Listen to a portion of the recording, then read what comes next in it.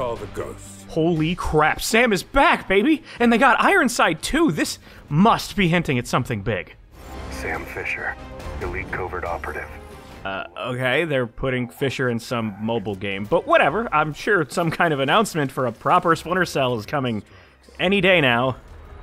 Glad you haven't gone soft since Bolivia. None of this is building toward anything, is it? Okay, you're not even trying anymore. Did you guys know I like Splinter Cell? It's been a frustrating few years for us shadow-loving fans, as Ubisoft keeps stapling the iconic IP onto every other series they can. I legit wouldn't be surprised if there were now players out there that had no idea Sam was the star of his own games. Yeah, I'm willing to spare a bit of optimism for the recently announced VR title given my interest in that platform, but that's still years out, and even if it does end up being cool, it isn't what us loyal sneaky boys and girls were asking for. So, left without meaningful Splinter Cell content to dive into, what's a card-carrying member of the Goggle Appreciation Club to do? Well, I've never played the series on PlayStation 2 before. In the past, when I've covered classic Splinter Cell, or when I talk about the series in any context really, I'm specifically referring to the OG Xbox and PC versions, and not just because those are the ones I personally played growing up. They were always the primary platforms for development, and are universally considered the superior way to experience the Echelon Chronicles. But based on all the comments on my reviewing every video, it's clear that plenty of you have fond memories of tiptoeing past patrols on Sony's landmark system. So I thought I'd give the PS2 versions of the games a try myself to see how they compare to what I already know so well. For convenience sake, I played each of these games via the magic of emulation, which generally worked fine and let me play in widescreen, but this approach did cause some issues along the way. There are a few obvious ones that can be blamed on the emulation process itself, which I'll definitely address as we go, but others could be known flaws that were always present in the PS2 entries. I can't really be sure either way, so if you have intimate knowledge of the series on PlayStation and I point out or you see something unfamiliar, please let me know in the comments. I'm talking technical issues, bugs, the camera frequently clipping into Sam when it gets too close, leading to nightmare frames in every game, anything that seems off. But first, I want to draw your attention to something I found a little weird. Here's Sam's inventory from the first game. It looks pretty normal, but if you examine it closely, you can see he now has a new item that I don't remember being there. In fact, it kinda looks like a Ridge wallet. Was that clever? I think that was a solid lead-in. Ridge wallet. The sleek, lightweight, minimalist wallet that's changing the way tons of people carry their currency. Each wallet has room for up to 12 cards with extra room for cash and is small enough to slide easily into your front pocket. There are over 30 different styles and colors to choose from, so you're guaranteed to find a wallet that's right for you, and each one comes with a lifetime warranty. Plus, Ridge is so confident that you'll enjoy their product that if you're not satisfied with your purchase within 45 days, you can send it back for a full refund. Get your Ridge wallet now with free worldwide shipping and returns by going to ridge.com/nobody and use code NOBODY to get 10% off your order. Links are in the description and the pinned comment down below. Thank you once again to Ridge for sponsoring the channel.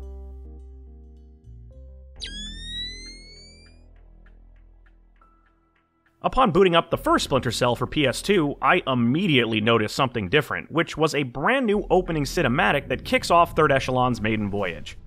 While the disappearance of two CIA agents, the catalyst that leads Sam to uncovering the conspiracy within the Georgian government, was previously revealed just through exposition, here we're given an action-packed intro that shows exactly how the two got caught.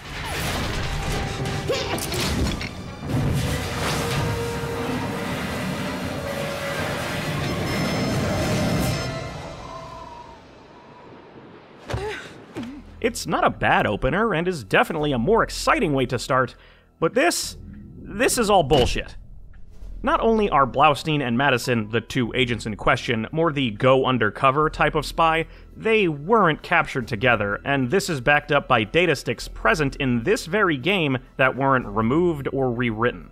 They directly contradict what we see in this opening, so disregard all of it, it's basically fanfiction.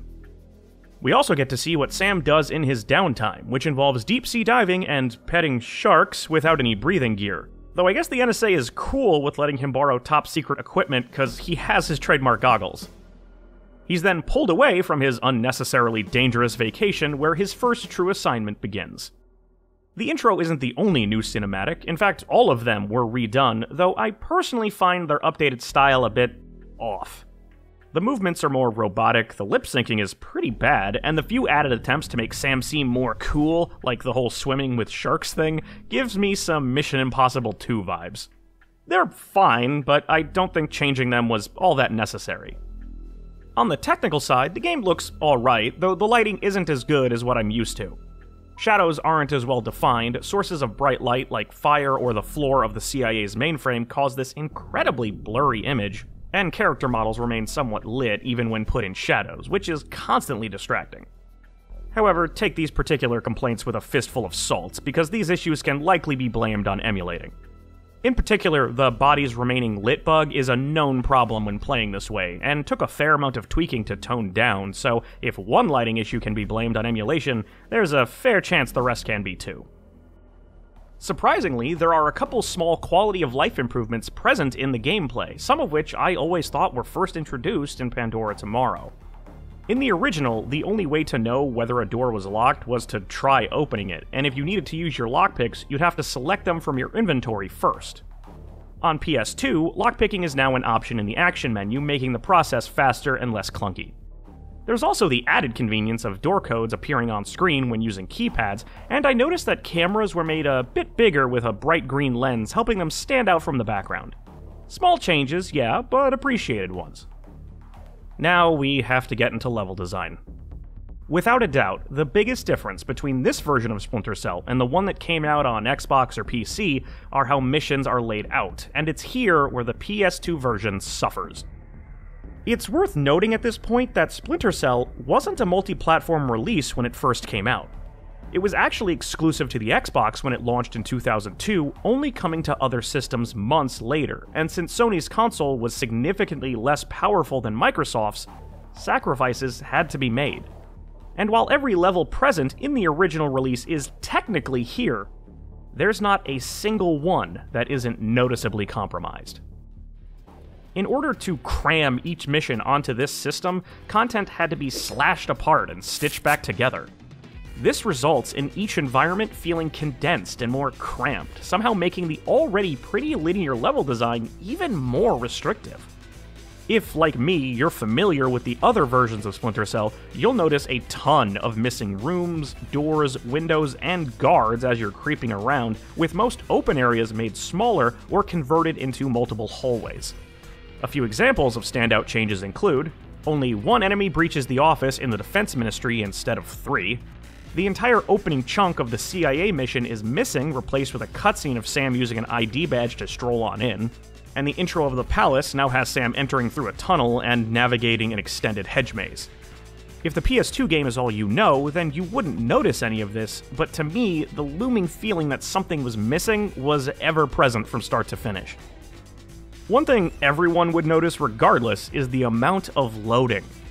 Not only does every environment feel smaller because of the cut content, but also because there are numerous loads present through each one. Now, Splinter Cell never had seamless levels on Xbox or PC either. Each was split into a couple parts, and those parts were separated by a load, so you'd see 1 or 2 every level.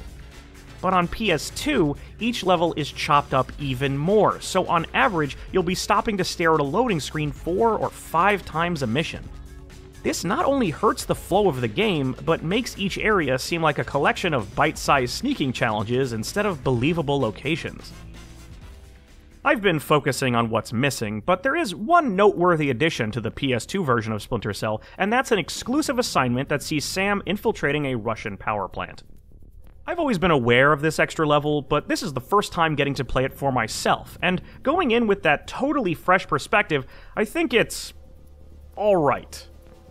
I did like Sam's pure white sneaking suit, an outfit we wouldn't see again until Double Agent, though he ends up ditching it about a third into the level.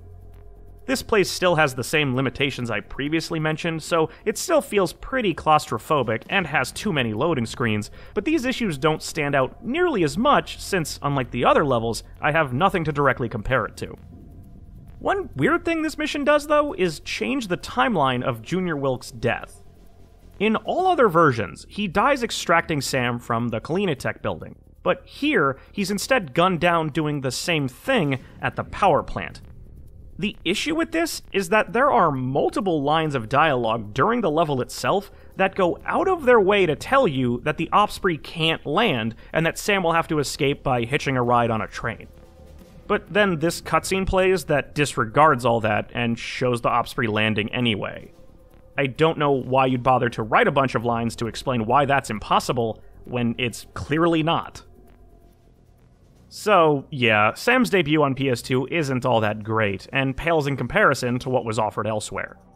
The core gameplay is there, and even has a couple improvements, but it loses a lot of its enjoyment when placed into the stripped-down levels presented here. I honestly had a rough time getting through this game, having to force myself to continue for the sake of capturing footage, because with each step, I always knew in the back of my mind that I could be having a vastly improved experience.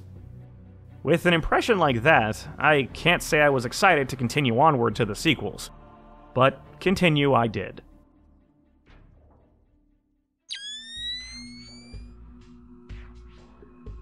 We move on to Splinter Cell Pandora Tomorrow, which once again came out first on Xbox and made its way to PS2 months after the fact. Given how much I harped on the first game's port for ripping a bunch of stuff out, you may be expecting a similar case here.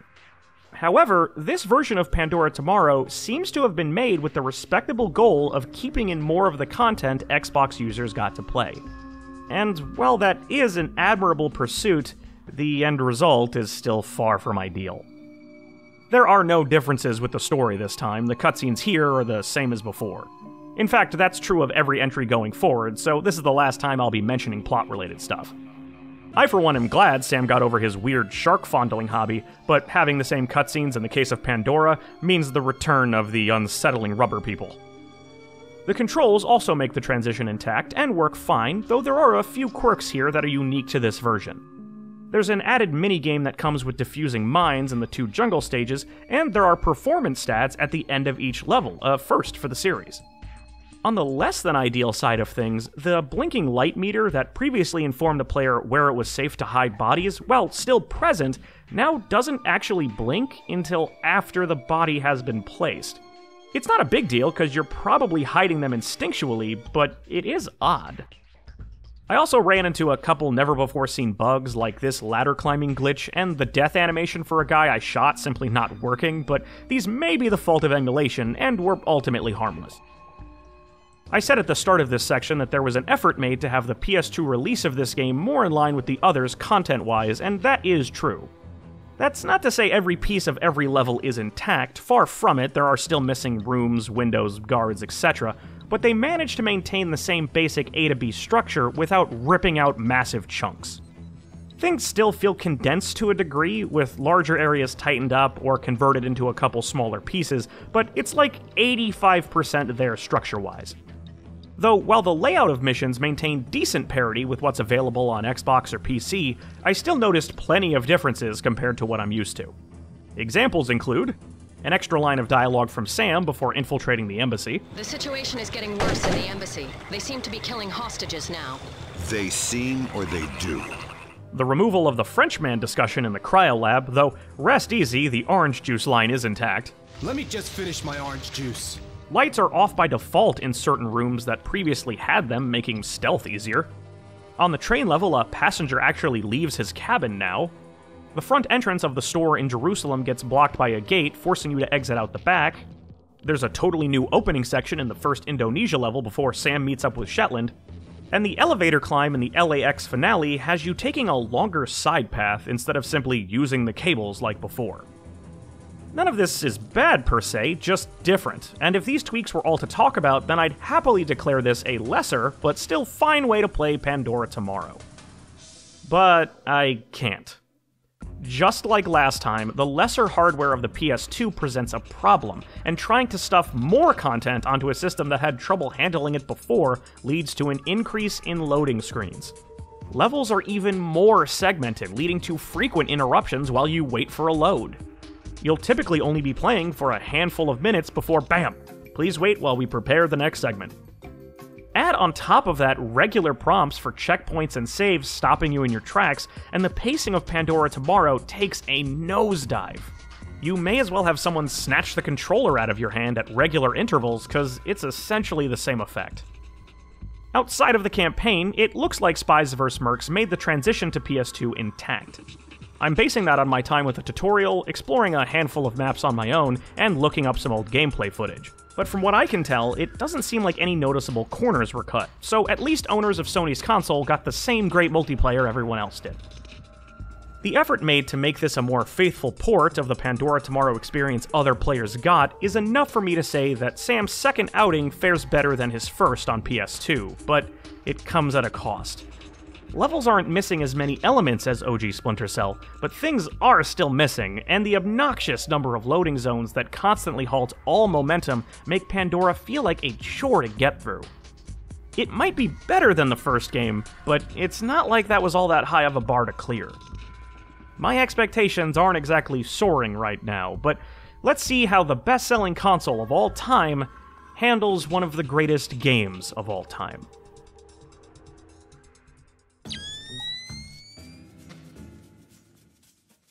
Chaos Theory. We all know how I feel about Chaos Theory. It's amazing, a masterwork of the genre, and a game I firmly believe every self-respecting stealth fan needs to play.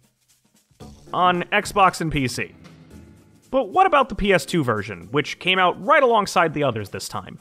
Is it worthy of the same level of praise? No, it's not. But it's not what I'd call bad either. Before I even get into the gameplay, a couple things about the menus actually jumped out at me.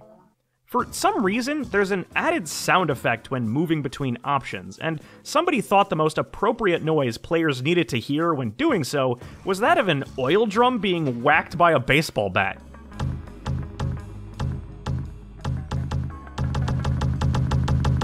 I also noticed that the tutorial videos are redone and now take place in featureless dev rooms instead of just using footage from the actual missions. But don't you worry, the Splinter Cell movie teaser is intact. After that, I jumped into the campaign not expecting much given what I've already been through, but only a couple minutes into the opening lighthouse level, I felt a weird sense of déjà vu. This all seemed somehow familiar to me. The particular ways things were laid out were recognizable, as if I had seen it all before. And I quickly realized that I had. Back when I made my video on the portable games in this series, I covered Splinter Cell 3D on the 3DS, and it turns out that that game is actually a port of this one. I'd already played the PS2 version of Chaos Theory and didn't even know it. When I talked about the game back then, I pointed out all the familiar flaws you've heard multiple times already. Levels chopped into smaller chunks, more linear design, added loads, but I was relatively forgiving of all that because I chalked them up to limitations born from being on a handheld. But when you take all those same criticisms and put them in the context of being on a console, they can't help but be amplified, especially when compared to the larger, free-flowing level design available on the competition. Still, I definitely had a more enjoyable time playing through this than OG Splinter Cell or Pandora, because even with the similar limitations, the core fundamentals are still present. Sam has more options at his disposal and controls more fluidly, so there's still a base level of satisfaction in creeping around or holding a guy at knife point. You don't have anywhere near as many opportunities to make full use of your toolset given the more restrictive levels, but it's a testament to how good the base gameplay is that you can still have a decent time. It's like having a piece of filet mignon in the middle of an undercooked meatloaf. Co-op and multiplayer were also part of this package, but they were a definite downgrade. I can't play either mode firsthand, but the co-op campaign only had 4 missions, not counting training, compared to the Xbox and PC's 6. And the Spies vs. Mercs mode was literally just copy and pasted from Pandora with a few extra maps thrown in, not including any of the improvements found elsewhere, which can't help but feel lazy, no matter the justification. On its own merits, I describe Chaos Theory on PS2 as average. I wasn't miserable playing it, and given the relatively scant options for dedicated stealth titles not called Metal Gear on the system, it was probably worth it for those whose only console was a PlayStation. But when you stack it up to the legendary juggernaut that is Chaos Theory on other platforms, average just isn't going to cut it. At least I can confidently say it makes for a good handheld game.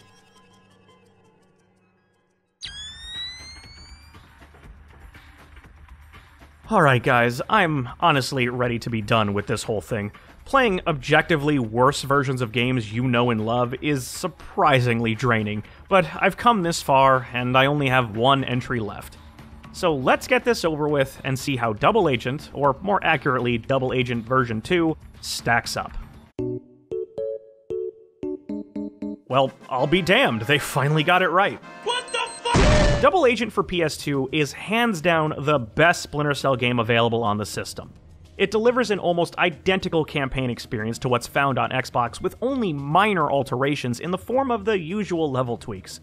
A few rooms are missing, shrunk down a bit, or have different layouts to streamline how they flow. But unlike the games I previously talked about, these changes are much less prevalent. What's present here feels natural. You never have this sense that you're missing anything, even if you're familiar with how things play out on the Xbox.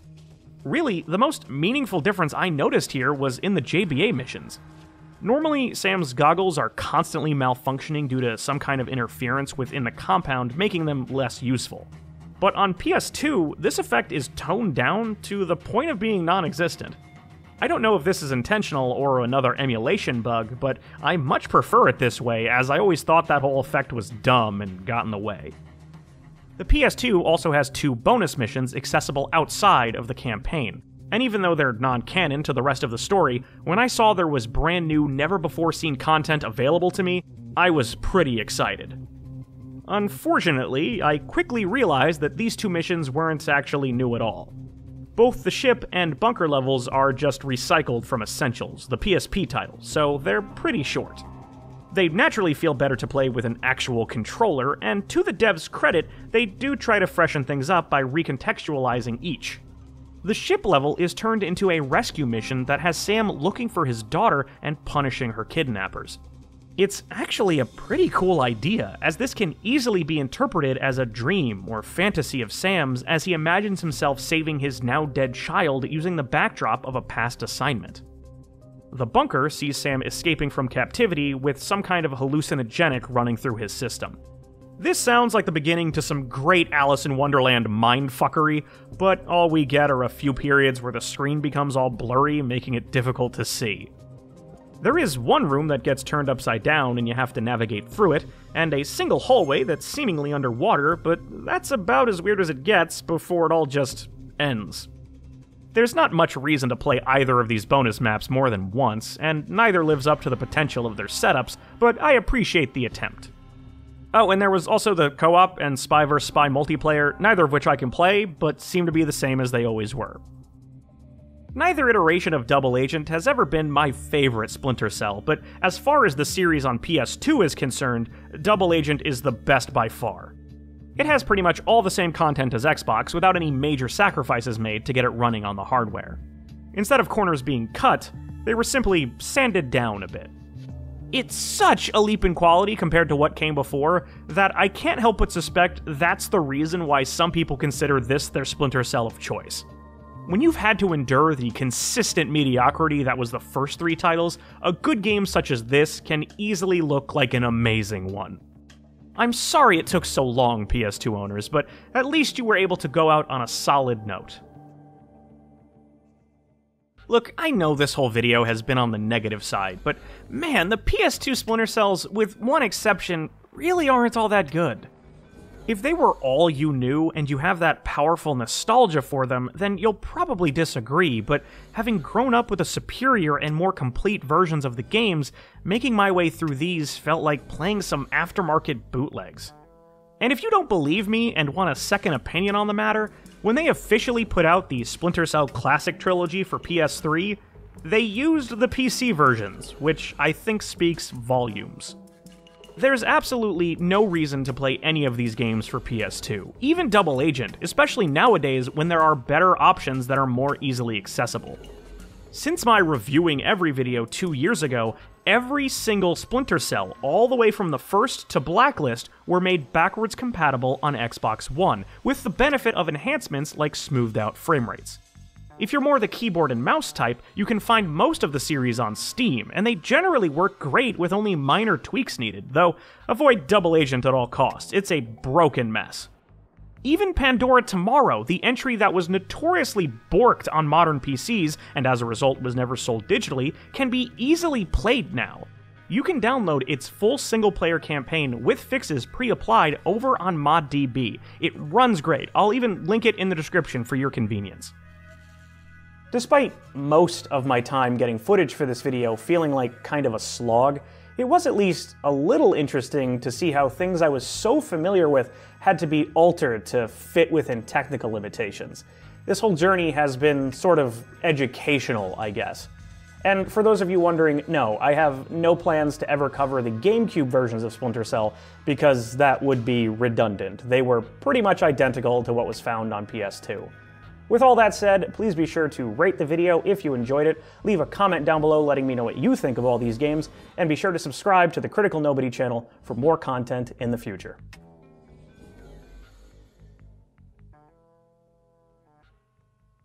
Sam's not going to kill me this time. That joke is pretty played out.